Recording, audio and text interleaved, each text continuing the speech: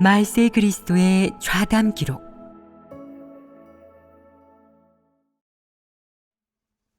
하나님을 믿음에 있어 진리를 얻는 것이 가장 중요하다. 어떤 사람들은 오랫동안 하나님을 믿으면서도 여전히 음식, 옷 등 육적인 즐거움에만 연연하는데 그런 것이 정신적인 피로를 충족시켜 줄 수 있느냐? 사람에게 가장 필요한 것이 무엇인지 수년간 하나님을 믿고도 잘 모르는 이들도 있다. 어떤 이는 내가 다른 사람에게 뭔가를 주는 것을 보고 속으로 따지기 시작한다. 하나님은 어째서 저 사람만 챙기고 나는 안 챙기지? 나도 아직 없는데 말이야. 사실 너에게는 먹을 것, 입을 것이 부족하지 않다. 다만 탐욕스러워서 만족을 모르고 다투고 싶어 할 뿐이다. 너희를 돌보는 것은 내 의무도 아니다. 사람됨의 원칙이 있어야 하니 이익을 다투지 말고 이득을 다투지 마라. 그런 몸 위의 것들은 내가 진리와 생명을 얻는 것을 대신하지 못한다. 아무리 좋은 옷을 걸쳐도 진리를 얻지 못하면 마음은 공허할 수밖에 없다. 사람은 이런 것을 말로는 다들 이해한다. 하지만 막상 일이 닥치면 마음대로 되지 않고 이런 일 자체를 제대로 인식하지 못한다. 세상에는 돈 있고 권세 있는 자들이 많다. 그들이 사는 인생은 어떠하냐? 그저 놀고 먹고 매일같이 파티를 즐기고 향응을 베풀고 비행을 일삼며 살아간다. 저들에게 인생이 있느냐? 저들은 인생이 없다. 온종일 잘 먹고 명품을 휘감은 채 으스대며 활개치고 다니는 데만 정신이 팔렸다. 이런 자들은 어떤 인간이냐? 모두 마귀 사탄에 속하는 인간들이요 짐승이다. 부자들 중에는 즐길 만큼 즐긴 뒤 삶이 무의미하게 느껴져 스스로 목숨을 끊는 자들도 있다. 실컷 놀고 먹으며 즐기는데 어째서 목숨을 끊을까? 이걸 보면 명예, 이익, 지위, 금전, 음식, 옷, 향락은 진정 사람에게 필요한 것이 아니다. 너희는 그런 것을 추구하지 마라. 구제불능한 정도까지 타락하고 나서 돌이키면 너무 늦다. 슬기로운 사람은 다른 사람의 실패를 보고 굳이 본인이 겪지 않아도 직접 거기에서 경험을 얻곤 한다. 반면 미련한 사람은 숱한 실패를 겪고도 교훈을 얻지 못하고 꼭 책망과 훈계를 받아야 겨우 의식하지만 그땐 너무 늦다. 너무 미련한 사람은 진리를 얻지 못한다. 슬기로운 사람만이 하나님의 사역을 체험한 뒤 진리를 얻을 수 있다. 사실 모든 인류에게는 진리가 필요하며 진리를 추구해야만 구원받을 수 있다. 내가 하나님 선민이든 이방인이든 관계없이 누구에게나 진리의 공급이 필요하고 하나님의 구원이 필요하다. 어떤 이들은 정말 비인간적이고 진리를 전혀 받아들이지 않는데 바로 짐승이다.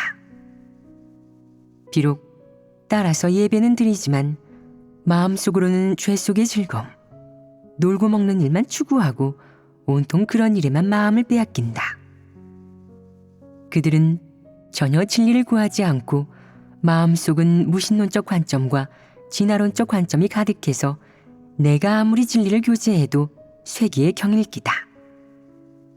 비록 하나님 믿는 일이 좋은 일이라는 것도 알고 꾸준히 하나님을 믿긴 하지만 진리 추구라는 길로 들어서지는 못한다.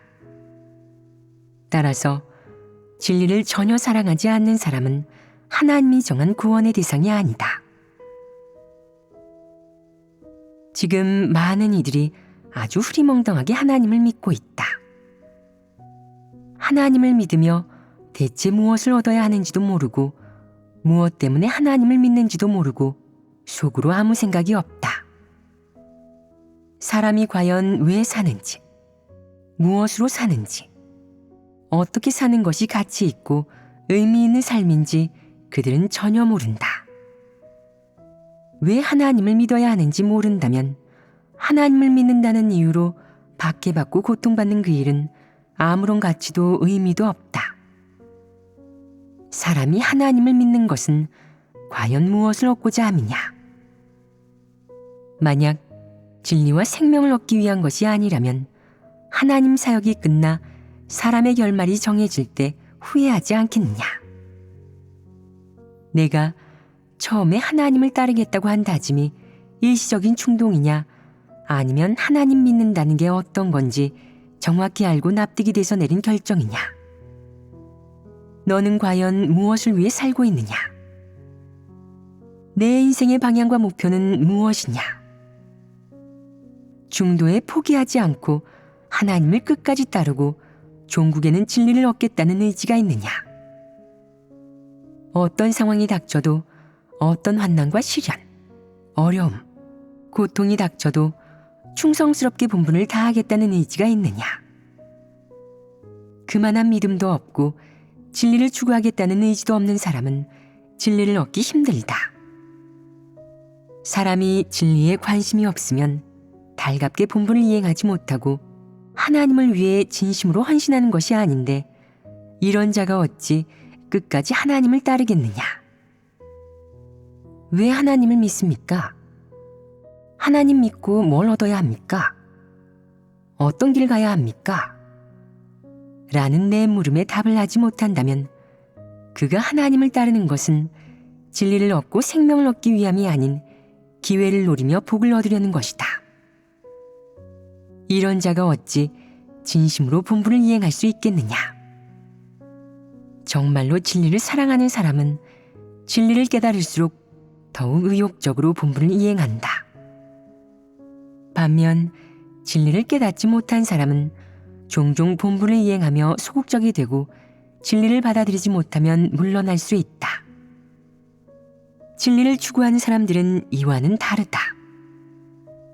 그들은 본분을 이행하면서 점차 진리를 깨닫고 그와 동시에 패괴도 정결케 된다. 진리를 깨달을수록 하나님을 따르면서 거두는 수확이 크다고 느낄수록 하나님을 따르는 길은 가면 갈수록 밝아짐을 알 수 있다. 이런 사람이 진리를 얻는다. 사람이 정말 진리를 깨달으면 하나님을 따르면서 믿음이 생기고 끝까지 충성할 수 있다. 어떤 사람들은 병을 만나 생사의 고비에서 하나님께 살려달라고 호소하는데, 이런 과정을 겪은 후 진리를 조금 깨닫게 되기도 한다. 하지만 모두가 생사의 고비를 겪으며 하나님께 부르짖을 필요는 없다. 그저 다른 사람들의 체험을 보고 그들의 교제와 느낌을 듣는 것만으로도 수확을 거둘 수 있다. 설령 직접 겪지 않았더라도 다른 사람의 체험을 통해 어느 정도 터득할 수 있다는 말이다. 어떤 이들은 죽음에 다다랐을 때 자신이 크게 달라지지도 않았고 하나님도 잘 모르고 하나님을 위해 한 일도 하나님을 위해 헌신한 것도 얼마 되지 않는다고 느끼기도 한다. 하나님을 믿는 동안 진리를 추구하지 않아서 수확도 얼마 거두지 못하고 하나님께 죄송한 일이 너무나 많아서 이대로 죽는 게 못내 아쉽고 회개할 기회도 사라져버렸다고 생각한다. 욥은 시련이 임했을 때 온몸에 악창이 나고 자신을 알아주지 않는 아내로부터 비웃음을 당했다.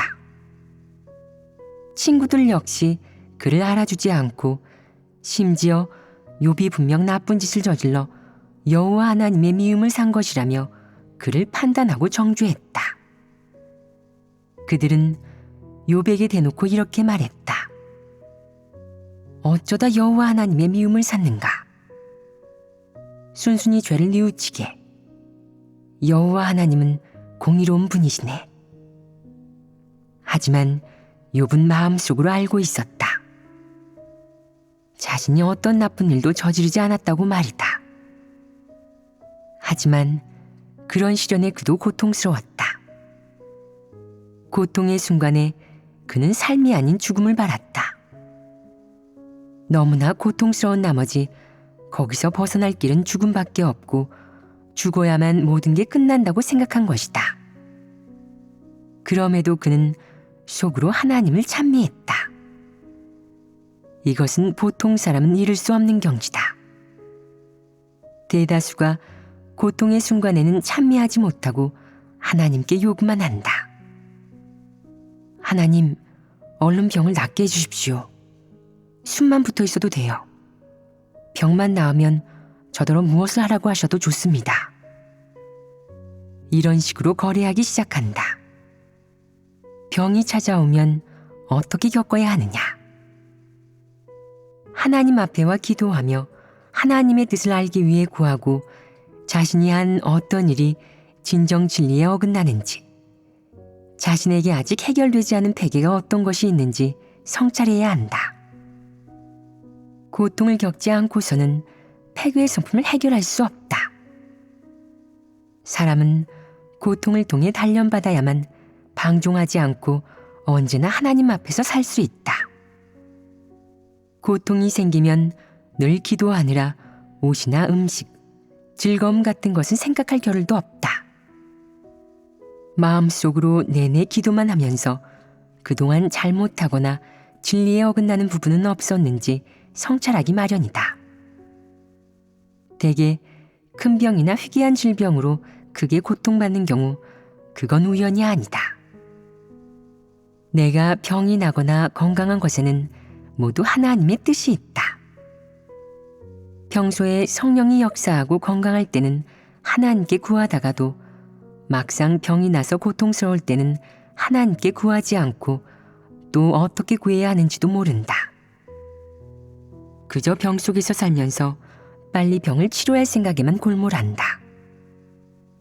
그 순간은 병이 없는 사람이 부럽고 어서 병의 고통에서 벗어나고 싶은 생각뿐이다. 이것은 일종의 소극적이고 대항적인 정서다. 사람은 가끔 병에 걸리면 생각한다. 이런 병에 걸린 것이 나의 무지 때문일까? 아니면 하나님의 뜻일까? 속으로 도무지 알지 못한다. 사실 감기나 상초열, 독감과 같은 병에 걸리는 것은 전혀 이상하지 않다. 하지만 무릇 큰 병이 찾아와 너를 쓰러뜨리거나 그것 때문에 죽느니만 못한 삶을 산다면 그건 모두 우연이 아니다. 질병, 고통이 찾아왔을 때 너는 하나님께 기도하며 구했느냐? 성령은 어떻게 역사하여 너를 인도하고 이끄느냐?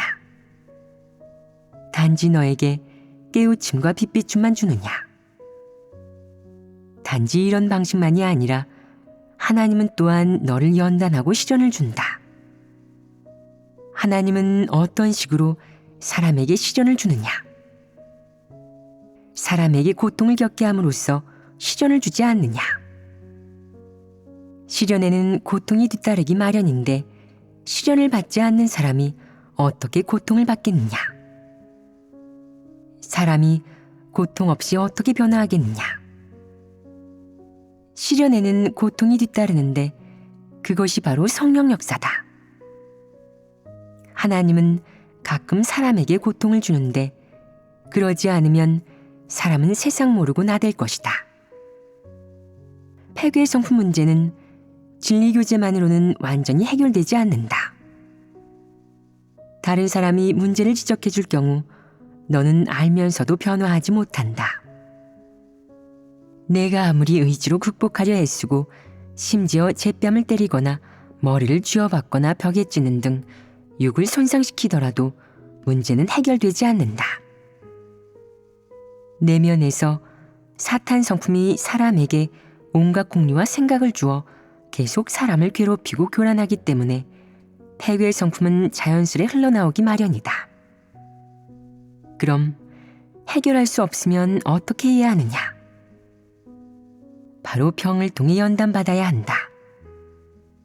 연단 속에서 고통을 견디지 못한 이들은 기도하며 구하기 시작할 것이다. 너는 병에 걸리지 않았을 때는 무척 방종하게 굴며 나대다가도 병이 나면 얌전해진다. 병이 났는데도 나댈 수 있느냐? 말할 때 힘이 하나도 없으면서 남을 꾸짖고 교만하게 굴 수 있느냐? 그럴 때 너는 그 어떤 요구도 없고 고통만 없앨 수 있으면 그만이라고 생각한다. 먹고 입고 즐길 생각이 완전히 없어진다. 너희 대부분은 그런 기분을 느껴보지 못했을 텐데 직접 겪어보면 알 것이다.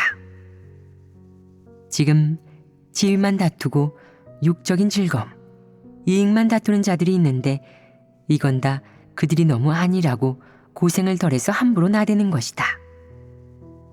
그런 자들은 고난과 연단을 각오해야 한다. 하나님은 가끔 환경을 마련하여 주변 사람을 통해 너를 책망한다. 내가 고통받고 공과를 배워 진리를 깨닫고 이를 간파할 수 있도록 하려는 것이다. 하나님이 지금 이런 사역을 하는데 그 이유는 바로 내 육을 고통스럽게 하기 위해서다. 그래야 내가 공과를 배우고 나아가 폐괴 성품을 해결하여 본분을 제대로 이행할 수 있다. 바울이 항상 자기 몸에 가시가 있다고 했는데 그 가시는 무엇이냐? 그것은 병을 말하는 것으로 바울은 거기서 벗어날 수가 없었다. 그 병이 어떻게 해서 생겼는지 바울은 너무나 잘 알고 있었다. 바로 그의 성품과 본성 때문이었다. 만약 그의 몸에 박힌 가시가 없었다면, 그를 따라다니는 그 병이 없었다면 바울은 언제 어디서나 독립왕국을 세우는 짓을 저지를 수 있었다. 하지만 병의 고통 때문에 그에게는 그럴 힘이 없었다.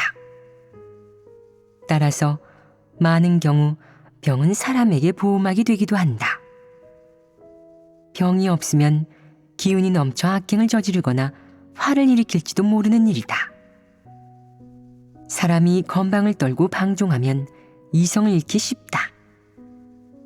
그러다 악을 행하고 후회하지만 그때는 이미 스스로도 어쩔 수가 없다.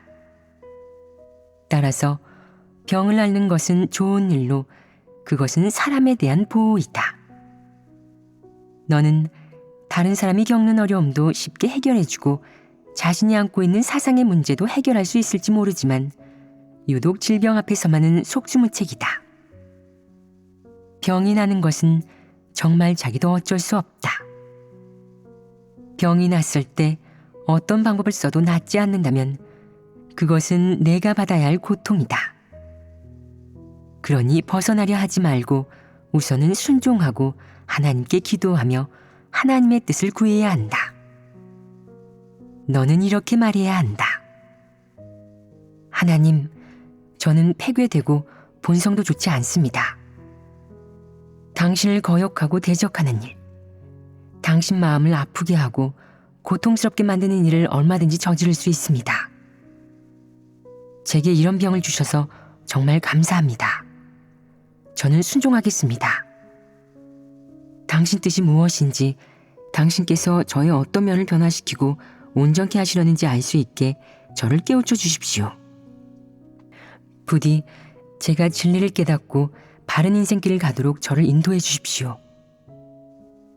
병을 대수롭지 않게 여기며 얼렁뚱땅 넘기지 말고 구하고 기도해야 한다. 하나님의 노여움을 사서 받는 징계가 아닐 거라고 쉽게 결론 짓지 마라. 정말 마음속에 하나님이 있는 자라면 어떤 일이 임하든 쉽게 넘기지 말고 기도하고 구해야 한다. 모든 일에서 하나님 뜻을 모색해야 하고 하나님께 순종하는 법을 배워야 한다. 내게서 하나님에 대한 순종과 순종하고자 하는 마음을 확인하면 하나님은 내 고통을 덜어줄 것이다. 하나님은 고통과 연단을 통해 이런 효과에 이르고자 하는 것이다. 역대의 경건한 기독교인, 제자들, 사도들, 선지자들은 돌로 쳐 죽임을 당하거나 말에 끌려다니다 죽거나 톱에 잘려 죽거나 끓는 기름솥에 던져지거나 십자가에 못 박혀 죽는 등 갖은 방법으로 죽임을 당했다. 이 말은 하나님을 따르면서 편안함이 뒤따를 것이라 생각하지 말라는 뜻이다. 그런 걸 요구하지도 말고 아예 바라지도 마라. 내가 왜 사람이 하나님께 요구하는 것이 옳지 않다고 하느냐? 사람의 사소한 요구라도 그것은 가져서는 안 될 지나친 욕망이기 때문이다. 하나님, 좋은 옷을 입게 해주십시오. 저는 그럴 만한 이유가 있습니다. 하나님, 저는 지금 본분을 이행하기 시작했으니 당신이 제게 축복을 베풀어 저를 건강하게 해달라고 요구할 이유가 있습니다. 지나친 욕망을 갖고 이렇게 말하지 마라. 만약 어느 날 몸에 병이 난다면 소극적으로 변하겠느냐? 하나님을 믿지 않겠느냐? 몸이 안 좋아도 본분을 이행하겠느냐? 본분을 이행하는 것은 당연한 일이 아니더냐? 그것은 천직이요 거부해서는 안 되는 책임이다. 남들은 본분을 이행하지 않더라도 너는 꼭 이행하겠다는 그런 의지가 있어야 한다. 많은 이들이 이런 생각을 한다. 하나님을 믿으면서 고통을 받아야 한다면 난 무엇 때문에 하나님을 따르는 거지? 복 받으려고 하나님을 따르는 건데 복을 못 누리면 난 그만 따라야지. 이건 잘못된 관점이 아니냐. 너희는 지금껏 숱한 체험을 통해 진정으로 진리를 추구하는 사람에게서 사람이 상상하는 명백한 축복을 볼 수 없음을 알았다. 매일 기분 좋고 신나고 옷도 좋은 것만 입고 무슨 일이든 잘 풀리고 세상 일이 순조로운 그런 사람은 단 한 명도 없다. 누구나 우여곡절을 겪으며 하루하루를 보낸다. 타지에서 일하면서 차별과 괴롭힘을 당하는 사람, 늘 병을 달고 사는 사람, 장사도 잘 안 되는데 하나님 믿지 않는 가족들에게 버림받기까지 하는 사람, 다들 변화무쌍한 세상 속에서 하루도 편할 날이 없다. 진리를 추구하는 사람일수록 많은 고통이 따른다.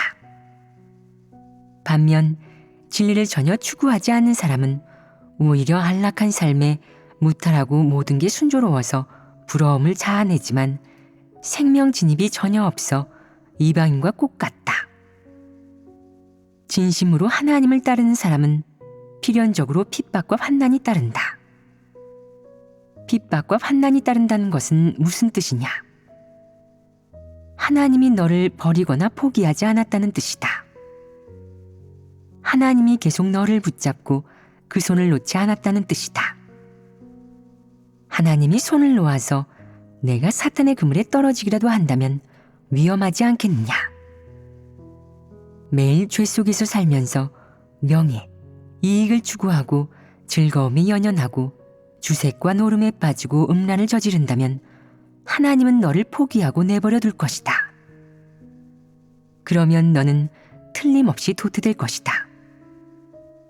너는 세상의 돈과 재물, 지위를 얻었겠지만 사실 가장 소중한 것, 즉 영원한 생명인 진리를 잃어버렸다. 너는 아직도 이것을 모르고 있구나. 어떤 이들은 말한다. 하나님은 왜 나만 징계하시지? 다른 사람들은 저렇게 건강한데 왜 나만 병에 걸렸을까? 왜 나만 고통받아야 할까? 왜 우리 집은 이렇게 가난하고 돈도 못 벌까? 왜 나는 좋은 옷도 못 입을까? 다른 사람들은 어째서 잘 입고 다니는 거지? 다른 사람이 누리는 하나님의 은혜와 축복을 시샘하지 마라. 어쩌면 그의 분량이 작아 그의 연약함을 헤아린 하나님이 그가 누릴 수 있도록 은혜를 베풀고 차츰차츰 하나님 사역을 체험하여 서서히 하나님의 행사를 알게 하려는 것일 수도 있다. 너에게는 하나님이 특별히 엄격하게 요구한다. 사람 눈에 너는 전혀 행복하지 않고 계속 고통만 받는 것 같지만 그 대신 꽤 많은 진리를 깨닫게 되었다. 그러니 하나님께 많이 감사하고 하나님을 많이 찬양해야 한다. 그래야 하나님 행사를 아는 사람이다. 어떤 고통을 받는가를 떠나 진리를 깨달을 수만 있다면 그것이 하나님의 가장 큰 축복이다. 하나님의 잦은 징계와 잦은 시련 덕분에 수시로 공과를 배우고 진리를 깨닫게 된다면 그것은 하나님의 사랑이 따르고 있는 것이다. 사람이 늘 방종한데도 징계가 없다면 아무리 오랫동안 방종하게 지내도 징계가 따르지 않고 누구 하나 너를 책망하거나 간섭하지 않는다면 너는 끝장이다. 하나님이 너를 포기한 것이다. 어떤 사람은 별다른 본분도 없고 달리 맡은 책임도 없이 여유롭고 한가한 생활을 하며 무척 편하게 지낸다. 그러면서 아무런 공과도 배우지 못하고 아무런 수학도 거두지 못한다. 그것이 행복이겠느냐? 스스로가 방종한 삶을 원하고 자유로움과 육적인 즐거움을 추구하면서 무엇을 얻을 수 있단 말이냐? 내가 본분을 이행하면서 힘들고 고단하지만 모두가 내게 관심을 둔다. 때로는 책망 훈계도 받겠지만 그것은 하나님이 너를 사랑하고 너를 책임진다는 뜻이다. 열심히 구하고 하나님께 많이 기도하면 여러 가지 일에서 하나님 뜻을 깨달을 수 있다. 어떤 본분을 이행하든 절대 제멋대로 하지 말고 방종하게 굴지 말고 건성으로 하지 말고 고집 부리지 마라. 문제가 있으면 서둘러 진리를 구해야 한다. 본분을 잘 이행하여 하나님을 만족케 하는 것이 가장 중요하고 그렇게 하면 자연스레 마음의 평화와 기쁨을 맛볼 것이다. 지나치게 제멋대로이고 방종하고 징계도 받아들이지 않고 거기다 고집까지 세다면 그건 위험하다. 한번 도태되면 다시는 기회가 없고 후회해도 그땐 이미 늦은 것이다. 병에 걸린 어떤 사람이 있다. 초기에는 늘 기도했지만 나중에는 기도해도 병이 낫지 않으니 병 속에서 살면서 늘 속으로 이렇게 원망했다. 하나님을 믿어도 좋을 게 없어. 병이 났는데 하나님은 고쳐주지도 않는구나. 이것은 진실된 믿음이 아니다. 그는 조금도 순종하지 않다가 결국 원망을 쏟아낸 뒤 죽었다. 이것은 하나님이 그의 육체를 끝장낸 후 지옥에 떨어지게 할 것이란 의미다. 이러면 완전히 끝장이다. 이번 생에 구원받을 기회는 얻지 못했기에 영혼은 지옥에 떨어지는 것이다. 지금은 인류를 구원하는 하나님의 사역의 마지막 단계로 여기서 도태되면 영원히 기회가 없다. 내가 하나님이 구원 사역을 하는 기간에 죽는다면 그것은 정상적인 죽음이 아니라 징벌받아 죽는 것이다. 그런 자에게 구원받을 기회란 없다. 바울은 음부에서 계속 징벌받고 있지 않느냐. 2000년이 지난 지금도 거기서 징벌받고 있다. 알고도 죄를 짓는다면 더욱 큰일이다. 더 무거운 벌을 받을 것이다. 누군가 이렇게 말한다. 그동안 나는 항상 병에 시달리며 늘 고통스럽고 힘들고 상황도 안 좋았어. 성령 역사도 느끼지 못했지. 맞는 말이다. 성령 역사는 대부분 이런 식이어서 너는 그것이 연단이라고 느끼지 못한다. 성령이 너를 깨우칠 때는 교제를 통해 진리를 깨닫게 할 때도 있고 환경을 통해 너 스스로 깨닫게 할 때도 있다. 환경 속에서 시련을 내려 너를 연마하고 단련시켜서 성장하게 하는 시기다. 과거에 너희가 이를 겪고도 인식하지 못한 것은 마음속으로 진리를 구하는데 소홀했기 때문이다.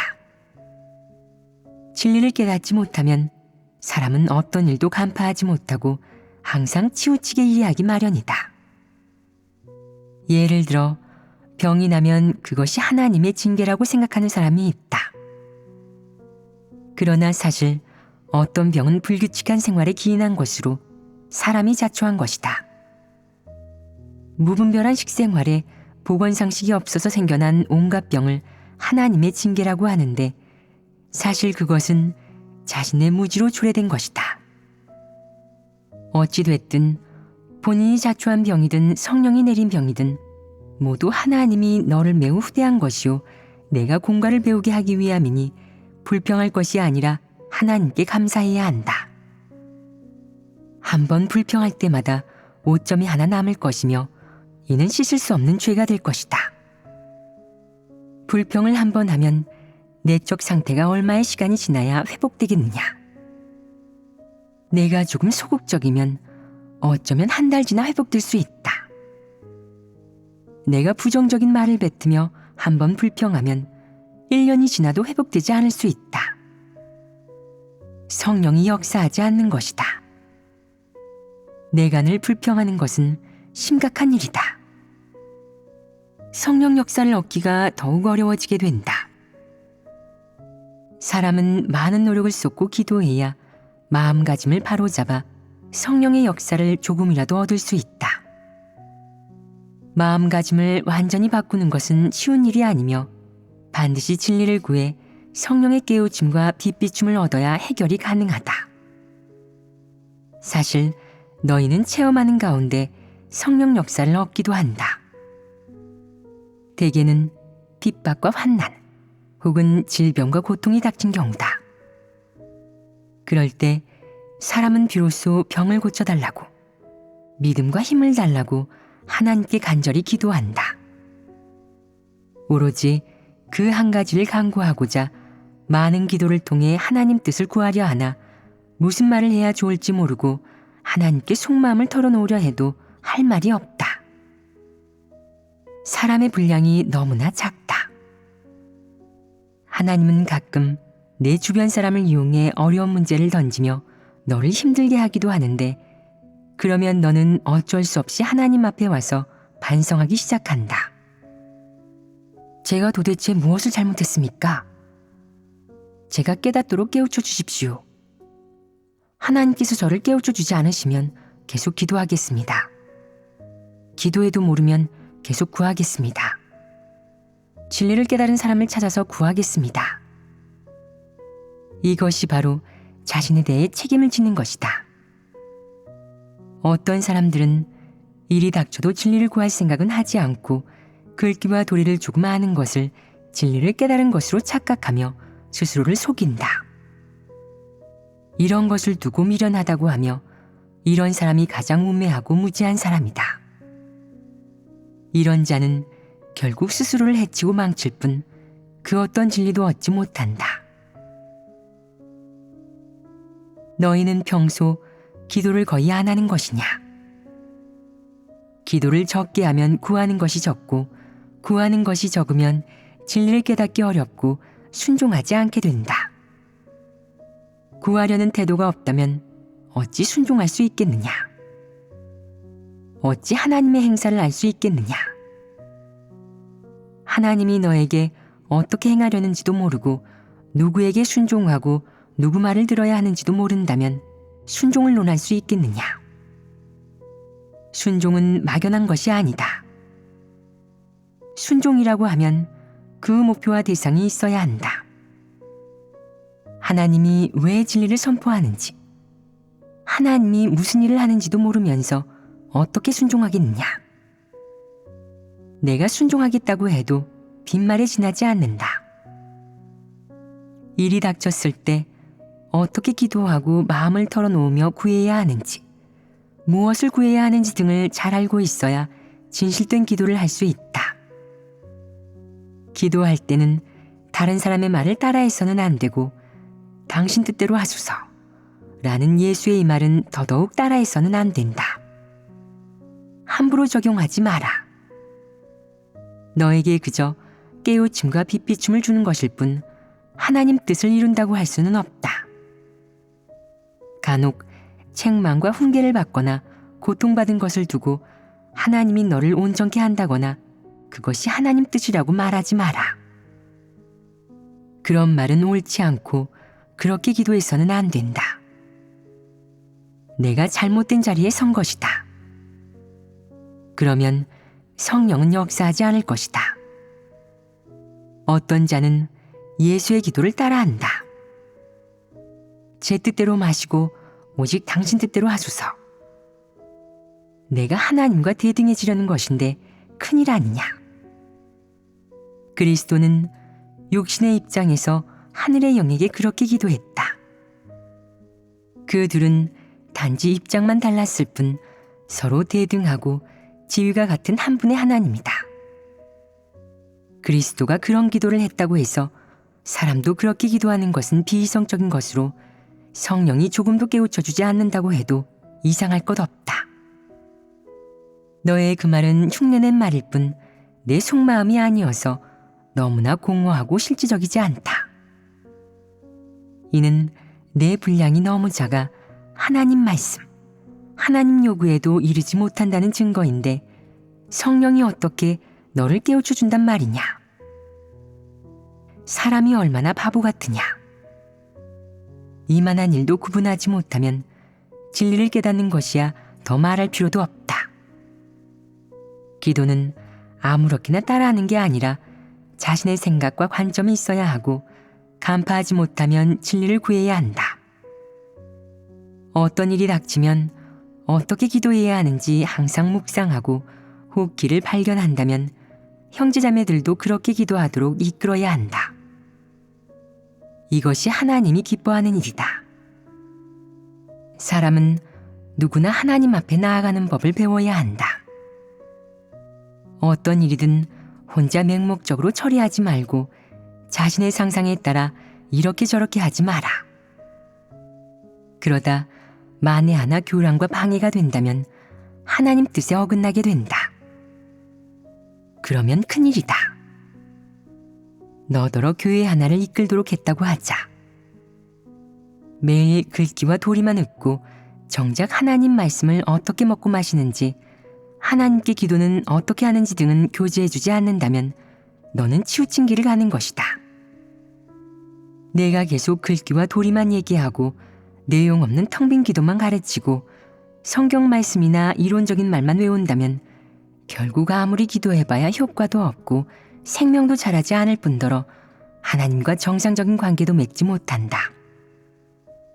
그러면 사람들을 더욱 잘못 이끌게 될 것이다. 어떻게 기도해야 결실을 맺겠느냐? 마음을 터놓고 하나님과 교제해야 한다. 특히 하나님 말씀, 하나님 요구를 바탕으로 하나님께 기도하고 진리를 구하는 것이 가장 중요하다. 그러려면 정성을 들여야 한다. 정성을 쏟지 않는 사람은 도달하기 어렵다. 성령이 깨우쳐주는 사람은 모두 어떤 사람들이냐? 생각이 민첩하고 세심한 사람이다. 성령이 어떤 느낌이나 깨우침을 주면 그는 그것이 성령이 역사한 것이고 하나님이 그렇게 역사하려는 것임을 알아차린다. 혹은 성령의 깨우침과 꾸짖음을 즉시 알아차리고 단속받기도 한다. 성령은 이런 사람을 깨우쳐준다. 투박한 사람, 영적인 이해력이 없는 사람은 성령이 느낌을 주어도 의식하지 못하고 성령 역사에도 주의를 기울이지 않는다. 서너 번 깨우쳐줘도 받아들이지 않으면 성령은 다시는 역사하지 않는다. 왜 어떤 사람들은 계속 믿다 보면 하나님을 느끼지 못하고 성령 역사를 느끼지 못하고 내면이 어두워지고 의기소침해지고 맥이 빠질까? 성령의 깨우침은 조금도 없고 그저 죽은 것, 죽은 이치만 있는데 어떻게 힘이 나겠느냐? 열정에만 의지하면 오래 버틸 수 없다. 반드시 진리를 깨달아야 힘이 생긴다. 따라서 하나님 믿으면 세심해야 하고 반드시 하나님 말씀 읽는 일, 자신을 인식하는 일, 진리를 깨닫고 실행하는 일을 중요하게 생각해야 한다. 그래야 성령의 역사와 성령의 인도를 얻을 수 있다. 어떤 이들은 진리에 대한 이해 능력은 있지만 성령 역사에 대해서는 잘 살피지 않는다. 너희는 앞으로 가장 미세한 느낌, 가장 미세한 빛비춤에 주의를 기울이고 일이 생길 때마다 진리를 근거로 그 일을 바라보고 대해야 한다. 그러면 서서히 하나님 믿는 정상 궤도에 들어서게 될 것이다. 무슨 일이든 육의 시선으로 바라보고 이치와 논리, 규례를 들어 분석하거나 사람의 머리로 사유하여 분석하고 대한다면 그것은 진리를 구하는 것이 아니며 이런 식으로는 하나님에 대한 순종에 이를 수 없다. 하나님을 아무리 오래 믿어도 너는 하나님 말씀 밖의 사람이자 문외한일 뿐 진리를 깨닫지 못할 것이다. 이제는 서서히 이쪽으로 주의를 기울이고 진리를 향해 노력해야 한다. 몇 년을 체험하면 분량이 생기고 진리를 조금 깨달을 수 있을 것이다. 하나님을 늦게 믿었어도 별 문제 없을 거라고. 남들이 다 진리 실제에 들어가면 그때는 너도 들어갈 수 있고 절대 뒤떨어지는 일은 없을 거라고 생각하지 마라. 그런 생각을 가져서는 안 되며 만약 그렇게 생각한다면 너는 반드시 뒤떨어질 것이다. 하나님을 늦게 믿었다면 걱정해야 하고 분발해서 바짝 쫓아야 한다. 그래야 하나님 사역의 발걸음을 따라갈 수 있고 뒤처져 도태되는 일을 피할 수 있다.